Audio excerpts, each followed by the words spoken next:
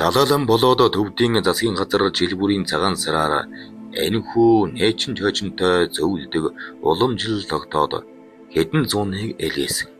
Яралтай шаардлага гарсан тохиолдолд хэдий ч залж болдог. 14-р Далай лама өөрөө түүнтэй жилдээ хэдэд харьцдаг гэдгийг энэ номонд элен далангүй бичжээ. Үүнийхээ зөвтгөл болгон тэрбээр 20-р зууны өрнөдийн уншигч авхаа нарт энэ үг эгээхэн этгээд сонсогдож магад тэрж байтугай өөрийгөө дэвшилттэй гэж тооцох болсон зарим төвд хүн хүртэл намайг ийм эртний аргаар мэдээлэл авч буйг сөргсөн санаа бодолтой байдаг. Гэвч жохомхүү гэгээн сахиус миний асуусан тухай бүр гарцаагүй үнэн зөв хариу өгдөг цорын ганц энгийн бөгөөд үнэн шалтгааны улмаас би ямагт тэрнтэй харилцдаг юм гэж уучралсан байна. Ер нь хүний оюун ухаан зуурдын байдалд орших үед хүлээж авсан мэдээлэл өнгөрсөн одоо ирээдүйн цагийн алиндж хамаарах бай туйлын үнэн зөв байдаг зүй тогтолтой. Ямар тааж үндэсний онг буулгах, сахиус оршоох зан үйл нь энэхүү үннийг олж мэдэх л эцсийн зорилготой байдаг. Гэхдээ жинхэнэ буух ёстой онг сахиус нь үнэн зөвөөр буусан тохиолдол ийм байдаг бөгөөд чадвар мөхөс зан үйлэн буруу үйлдэх учраас олоогүй нэгэн ямар нэгэн арга технологи ашиглан завсрын байдалд орсноор төөрж бүдлэх магадлал өндөр байдаг. Өнөөдөр хуурамч бөөнөр олширлоо гэж гаслаад буян жухам учир энэ бүгд дан ганц бөөнөрч биш. Ерөөсөн бясалгал хийдэг, зуурдын орноор аялдаг зэрэгцээ ертөнцтэй харьцдаг бүх хүнд хамаатай.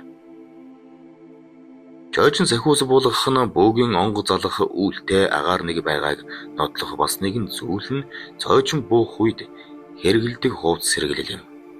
Энэ талаар Далай лам өгүүлэхдээ нээчин цойчин дармаслаад өөрийн хийдтэй боловч надад дээр ихэвчлэн өөрөн ирдэг. Албан ёсны үйл явдлын үед бол цойчин гадууран улаан хөөхөн ногоон шаранг алаглсан уулзан хийтэй хуучны алтан утастай хоргой баримтдаг өмсгөл бүхий олон давхар дотор хувцас өмсөж этгээд сонин хувцалдаг юм.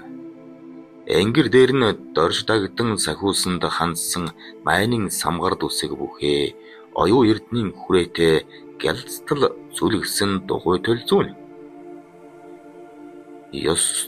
Ёс төрөн үлдэхээсээ өмнө бэйдээ мөрөвч тоног гэмээр юм хийж түүндээ 3 ширхэг хямрын дарцаг 4 хяваар зүүдэг. Нийт дүнгээр 30 кг 70 фунт илүү болох тул онгод нь ороогүй цагтаа тэрвэр арай ч хөдөлж харагддаг юм гэсэн байна.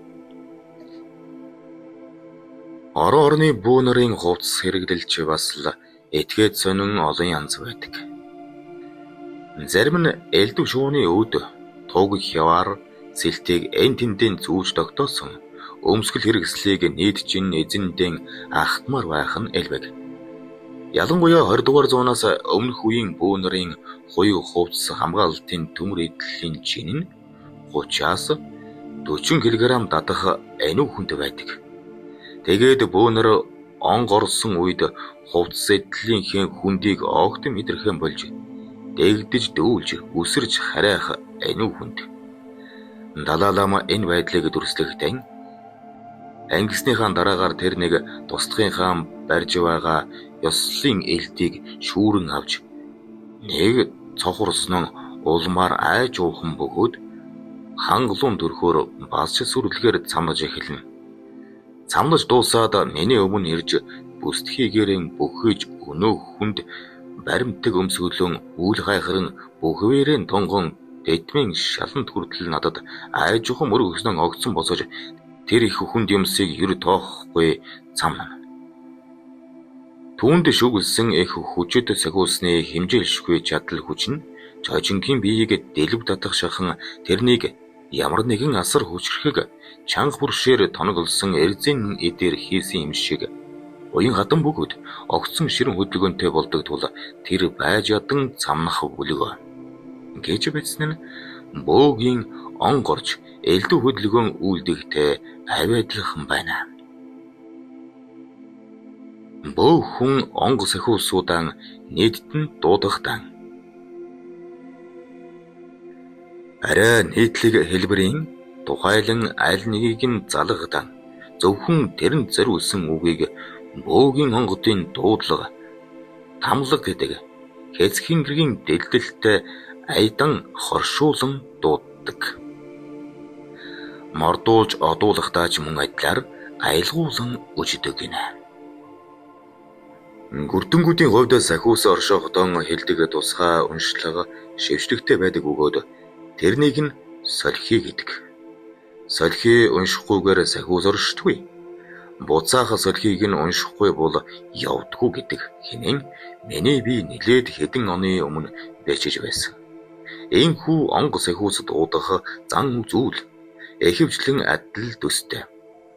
Өмнө хойно хэлдэг үг шившлэгтэйч тодорхой учир холбогдолтой байгаа нь анхаарал татаж байна. Тэр бүх хэл өөрийнхөө төлжөд туйл хайлахаас өмнө алтай магтаалыг заавал хэлдэг нь бүх хүн бөөлхийн өмнө дуудлага дууддагтай үндсэндээ адил байна. Бөөгийн дуудлага нь хэрэг дээрэн өөрийн онгод, эх тэнгэрүүд, уул ус, газар улсын эзэд ер уран залый гэсэн бүхнэн уран цэцэн уйрам сайхан үгээр магтан дуулж эерүүлэн зөөлрүүлсээр буулгаж ирэх зан үйл юм. Тэгвэл урийнхаа туйлч Алтай нутгийн уул ус, урмал ногоо, ан амтныг магтан дуулж Алтай эзэн аливаа хонгорыг аялгуу сайхнаар аргадан байж өрн эрүүлснээр сая туйлан хайлж эхэлж байна. Ингээд туйлчид туйлан эдайлах үедээ зуурдын байдалд ордог гэсэн санаа дэвшүүлсэн маань алдаа биш байсныг саяхан Киргизд очиод 3-4 настай манасч хүүг зуурдын байдлаас хүчээр гаргахыг хараад ойлгосон байлаа. Алтай магтаалгүй туйл болдоггүй. Авгаагүй айл болдгүй гэх хэлцүүг баруун монголчуудад байдаг нь үүнийг бас давхар нотлох мэт санагдана. Далай лама нээчин чойжингийн буух мордох байдлыг зургалсан нь ч бөөгийн онгорох гарахаас нэг их зүрхгүй байгаа нь гайхам зүйл биш ээ. Дэрбэр тэгээд гүрдэнгийн амар дорж дагдангийн сахиус үгэн хэлж дуусмагц гүрдэн төгсгөлийн өргөл өргөөд бие нь амьхүү мэд унаад өгнө. Энэ нь сахиус будсан одсныг тэмдэг болоо. Энгингүүтээ туслахууд нь яруу очиж дэтвний бүчийг даруй суллах бөгөөд тэрнийг сэрэгтэл нь тусгай өрөөнд аваачдаг гэж бичжээ. Бөөнөрч гэсэн онгон гарсны дараа амьгүй мөдөс сулбан унах, үлээлгэх, зөөлөн сэгсчих зэрэг гадны нөлөөгөөр сэргэх байдал ажиглагддаг. Цоожин гэхээ нэрийн цойно монголоор ном гэсэн үг бөгөөд бүхэлдээ номын сахиус гэсэн удахтай үг болохыг өгүүллийн эхэнд тайлбар төлө түшин өгүүлсэн. Тэгэхээр цоожин буулгадаг хүнийг цоожинч гэх нь зүүн хэрэг.